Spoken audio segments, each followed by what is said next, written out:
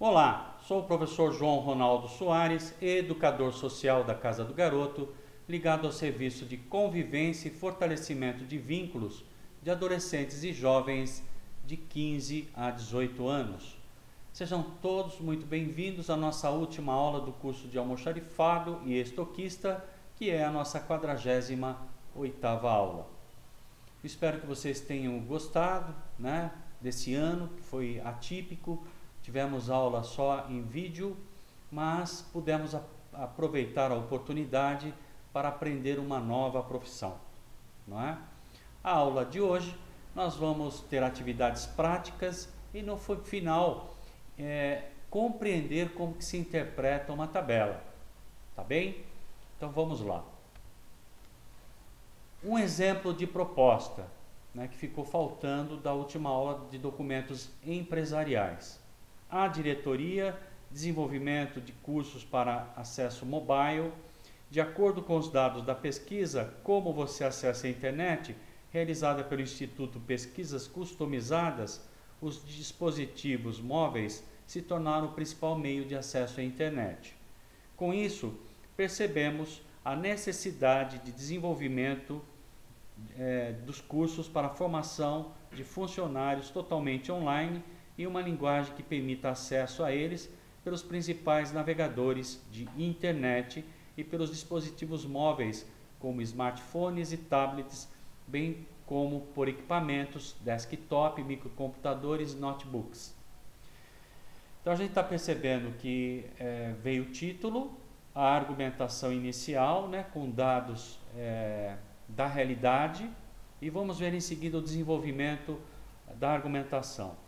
Inicialmente, propomos o desenvolvimento dos cursos abaixo: postura e imagem profissional, comunicação empresarial, pacote Office 2016.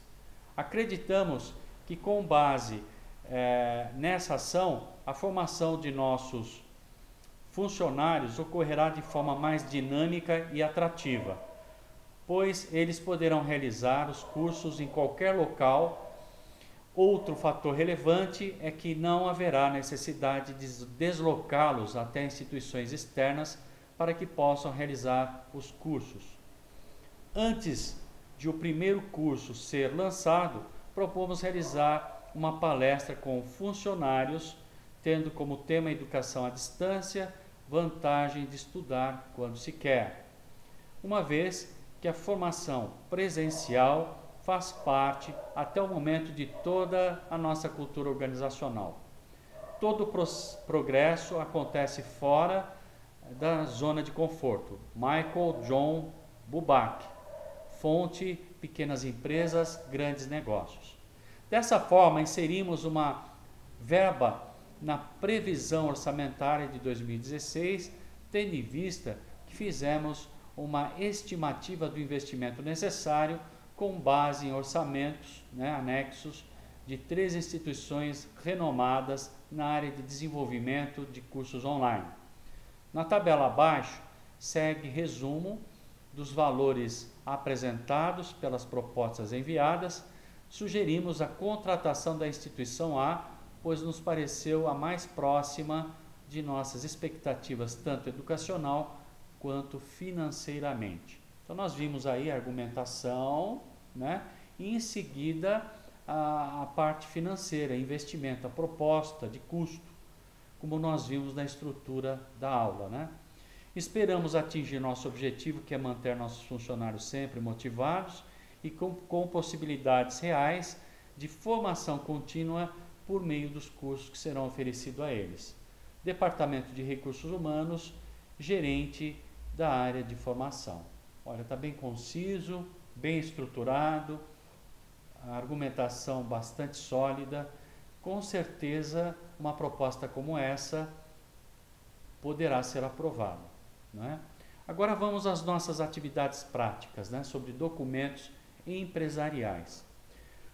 Outra característica importante em textos argumentativos, como nas propostas, no nosso caso, a proposta é impessoalidade. O que é impessoalidade? Significa que a pessoa que fez a reflexão não deve aparecer, porque a ênfase deve recair sobre o assunto. Assim é empregada a terceira pessoa do plural, nós, indicando uma ideia de valor universal e compartilhada por um número maior de pessoas, não uma opinião particular. Então nós temos 2 exemplos de argumentação. Após analisar os dados da pesquisa, proponho que seja feita uma nova previsão de custos e prazos para o projeto. O melhor, após analisarmos os dados da pesquisa, propomos que seja feita uma nova previsão de custos e prazos para o projeto. Ficou muito mais profissional e a maneira impessoal de você terminar a proposta, né? Polissemia.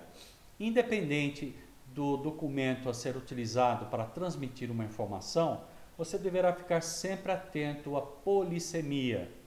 Professor, o que é isso, né? Nós vamos entender. Certifique-se de que o contexto não permitirá que uma palavra ou locução tenha duplo sentido. Então, polissemia é quando uma frase, uma oração me permite interpretações diferentes e às vezes até antagônicas, né? Vamos ver um exemplo. Paulo chegou e trouxe o documento. Ele é imprescindível para a reunião, né? Quem que é imprescindível para a reunião? Paulo ou o documento? Imprescindível significa que é fundamental, importante, relevante. Não dá para ficar claro, é o documento ou é o Paulo que é irrelevante. Então a polissemia, multiplicidade de sentidos de palavras ou locução.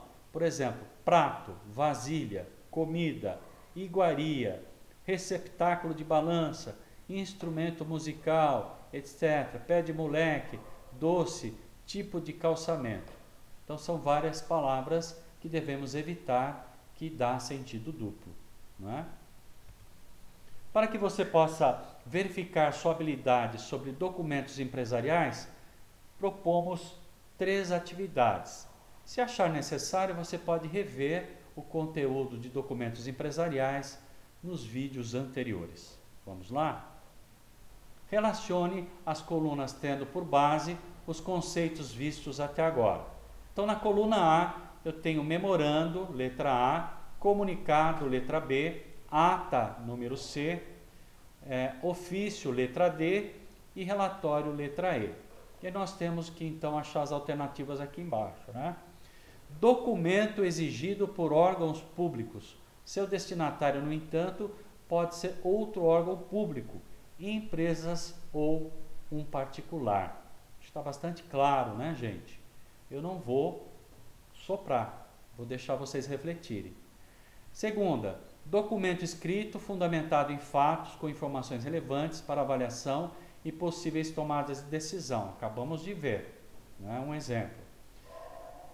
Um dos recursos mais utilizados na comunicação das empresas pode ser transmitido às equipes tanto de maneira impressa como eletronicamente. Próxima. Documento no qual são registradas as ocorrências, resoluções das assembleias, das reuniões ou das sessões realizadas por conselhos, corporações, comissões, congregações e entidades similares. Normalmente pode ser feito à mão e sem dar espaço. Vamos ver se vocês se lembram. A última, correspondência interna entre as unidades administrativas da empresa, sendo estas de mesmo nível hierárquico ou não. Vamos às alternativas? Alternativa A, memorando, comunicado, ata, ofício e relatório. Alternativa B, ofício, relatório, comunicado, ata e memorando. Alternativa C, relatório, ofício, ata, comunicado e memorando. E a última alternativa, ata, memorando, relatório, comunicado e ofício. Escolham a alternativa A, B, C ou D. Ok? Vamos ver a resposta. Então, documento expedido por órgãos públicos, né, é ofício. Documento escrito fundamental em fatos com informações para uma tomada de decisão, como eu tinha dito que a gente tinha visto, né? É um relatório. Demos um exemplo no início da aula. Um dos recursos mais utilizados na comunicação das empresas pode ser transmitido às equipes tanto de maneira impressa como eletronicamente, são os comunicados, certo, gente? E o documento no qual são registradas ocorrências, resoluções de assembleias e tudo mais, eu falei que podia ser feito à mão, é a letra C, que é a ata. E, finalmente, correspondência interna entre as unidades administrativas da empresa, sendo essas de mesmo nível hierárquico ou não, é a letra A, memorando. Se você acertou, muito bem, você compreendeu o objetivo de cada assunto utilizado pelas empresas. Atividade 2. Leia o enunciado abaixo e assinale a alternativa correta. Leve em consideração que se trata de uma empresa de logística, com 58 funcionários distribuídos na parte administrativa e operacional. Então, são motoristas, empacotadores, operadores de empilhadeira e equipe de limpeza. Então, é um público mais da área operacional dentro de uma organização. Para que todos os funcionários saibam que deverão desligar todos os equipamentos ao final do expediente, devido ao feriado de Tiradentes, no dia 21 de abril, o tipo de comunicado mais eficiente a ser utilizado pelo gerente de infraestrutura, qual deve ser? Alternativa A, envio de e-mail a todos os funcionários um dia antes, pela manhã. Será que todo mundo tem e-mail ali? Lembrem do que foi visto na aula. Letra B, reunião com todos os gerentes de área para que repassem informação aos funcionários. Será que funciona? Letra C, a fixação de comunicados em locais de grande circulação dos funcionários, próximo ao relógio de ponto, por exemplo, ou próximo do refeitório, ou próximo da portaria de saída e entrada de funcionários, né? Será que funciona? Letra D, envio de um memorando com as devidas orientações por e-mail aos gerentes das áreas. Será que funciona também? Qual a alternativa correta? A, B, C ou D? Vamos ver a resposta? Claro que a alternativa correta, a alternativa C, a fixação de comunicados em locais de grande circulação dos funcionários, próximo aos relógios de ponto, por exemplo. Por quê? Esse é um público que é operacional. Eles não têm e-mail, a maior parte deles não tem e-mail, muitas vezes não tem nem celular. Então eles precisam de uma visualização que seja fácil para eles, nos locais de maior circulação. Se você acertou, muito bem, você compreendeu a necessidade de adequar a comunicação ao público-alvo. O comunicado afixado nos locais de grande circulação de funcionários certamente levará a informação a todos eles. Certo, gente? Vamos para a nossa última atividade. Atividade 3. Leia a seguinte frase. O diretor encontrou o repórter em sua sala. A frase acima remete a uma situação que você deverá evitar sempre que redigir qualquer tipo de documento empresarial, a ser enviado a superiores, fornecedores nos demais membros de sua equipe ou outros destinatários. Assinale a alternativa correta sobre o que estamos falando. Vamos ler de novo, gente? O diretor encontrou o repórter em sua sala. E aí? Será que essa informação está concisa, clara? Ela permite o entendimento ou ela dá margem para dupla interpretação? Vamos ver? Tem erro ortográfico? Letra A. Tem uso de linguagem informal? Letra B. Escolha equivocada de canal de comunicação? Letra C. Ou é um caso de polissemia, que é o que nós já vimos no início da aula de hoje? Escolha uma alternativa. Qual a correta? Vamos refletir então no próximo slide. Veremos se você acertou ou não. Se você precisa de um pouquinho mais de tempo, pode parar o vídeo, pensar, em seguida você solta para ver a resposta. Eu vou dar a resposta agora. A alternativa, eu até estava tentando dar um toque, né, para vocês, é a polissemia. Se você acertou, Parabéns, isso mesmo. A polissemia deve ser evitada, pois poderá gerar dúvidas em quem está recebendo a mensagem. Nesta frase, por exemplo, não fica claro se o repórter estava na sala dele ou na sala do diretor. Olha lá, o diretor encontrou o repórter em sua sala, na sala do repórter ou na sala do diretor. Ficou essa dúvida, né?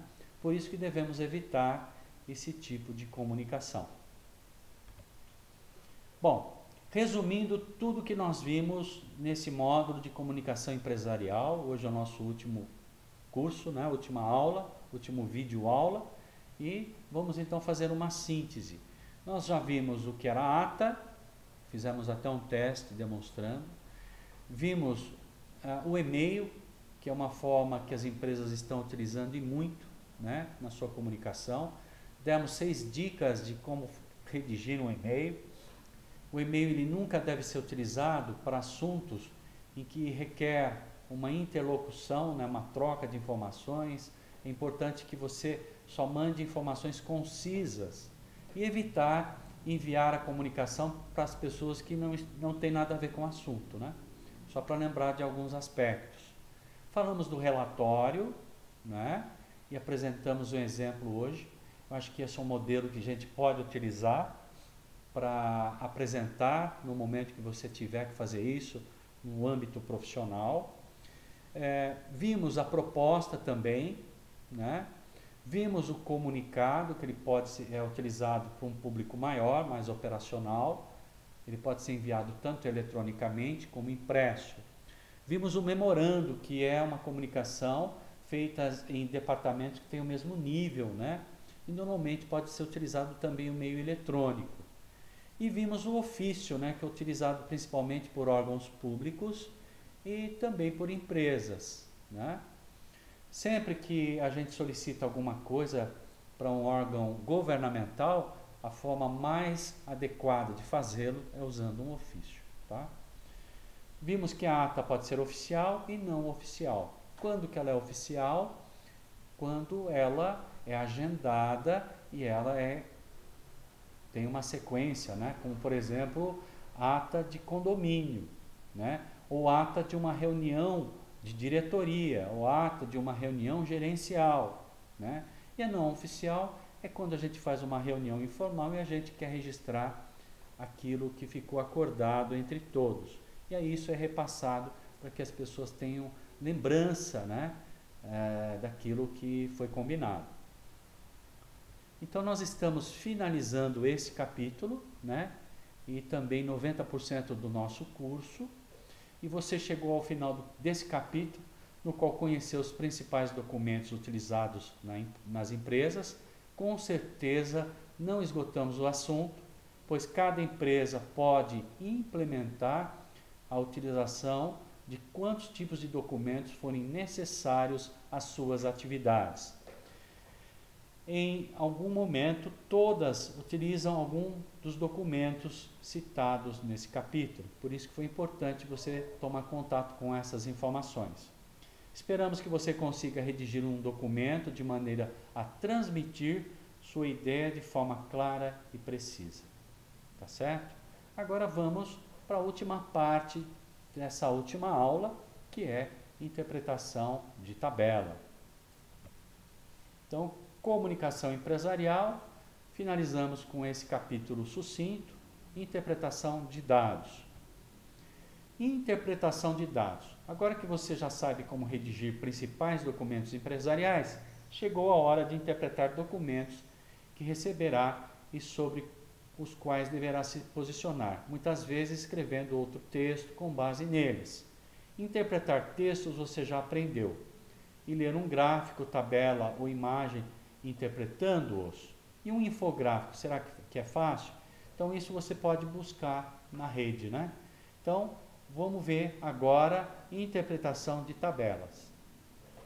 Interpretando tabelas.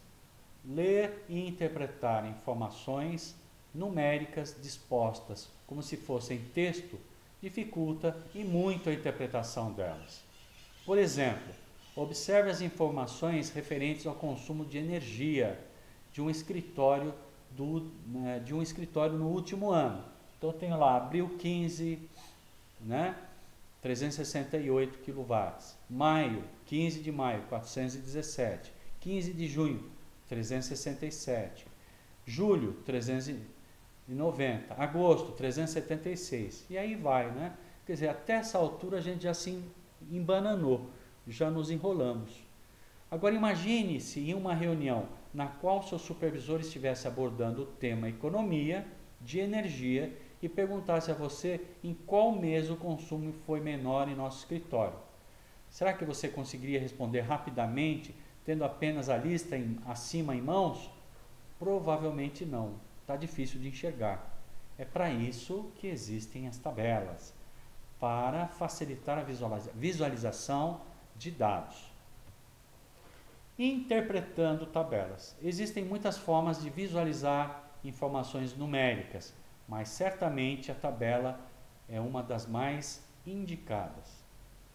Com tabelas, visualizamos mais informações numéricas em menos espaço, o que facilita a leitura e interpretação e a utilização dessas informações.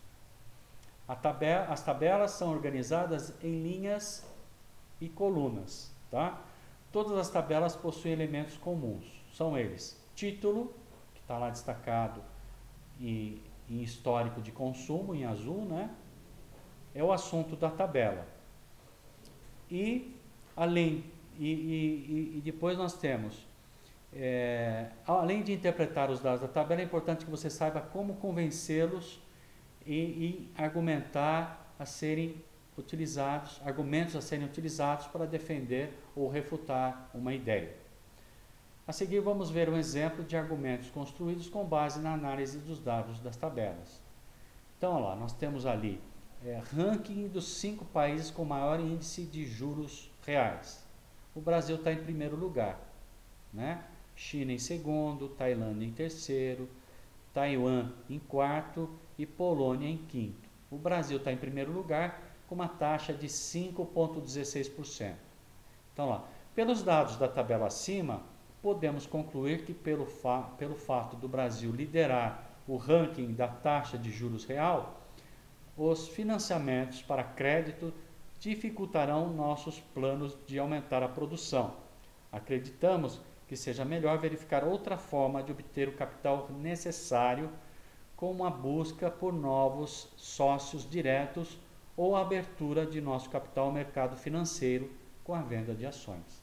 Então nós vimos aqui uma pessoa utilizando a tabela, né, e para consolidar uma argumentação e uma ação financeira na empresa, né? Vamos ver outra tabela aqui, ó, tabela de calorias das frutas. Então nós temos aqui as frutas, a manga tem em primeiro lugar com a caloria, depois abacate, banana, cereja, banana nanica, depois maçã vermelha, caqui, chocolate, a banana maçã é o que tem menos caloria, né? Então vamos ver a interpretação possível numa tabela como essa. Ao analisarmos os dados acima, entendemos que o cardápio da empresa deve continuar prezando por uma alimentação o mais saudável possível, ou seja, serviremos como sobremesa apenas frutas com menos de 100 calorias. Então, com menos de 100 calorias, nós temos de cereja até a banana maçã. Ok, gente? Outra tabela. Então, temos uma tabela de cadastro de fornecedores.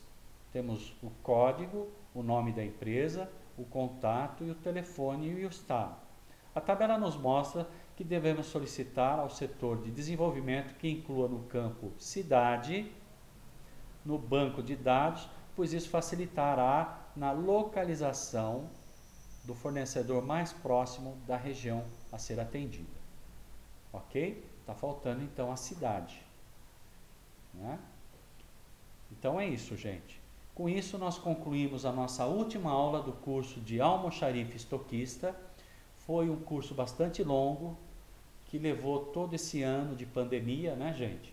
Infelizmente não pudemos estar juntos, mas de alguma maneira eu tentei transmitir o máximo de informação para vocês poderem construírem uma carreira, uma profissão, né? Porque almoxarife estoquista é uma profissão que está em todas as cidades, em todos os lugares. E se você acompanhou o curso, e se você fez todas as atividades, né, de reflexão e acompanhou direitinho, com certeza você vai sair mais preparado para a busca de uma oportunidade de trabalho no fim desse ano e no ano que vem, né? Eu agradeço a oportunidade, agradeço também a entidade Casa do Garoto, ao serviço de convivência e fortalecimento de vínculos de adolescentes e jovens de 15 a 18 anos, que me deram essa oportunidade, em especial a Elizabeth Nardo, né, que é coordenadora do projeto. Então, a todos vocês, eu desejo boas festas e bom ano novo. Quem sabe ano novo nós tenhamos vencido esse desafio do coronavírus e já tenhamos a vacina para voltarmos à aula presencial. Muito obrigado e até uma próxima oportunidade. Tchau, tchau, gente.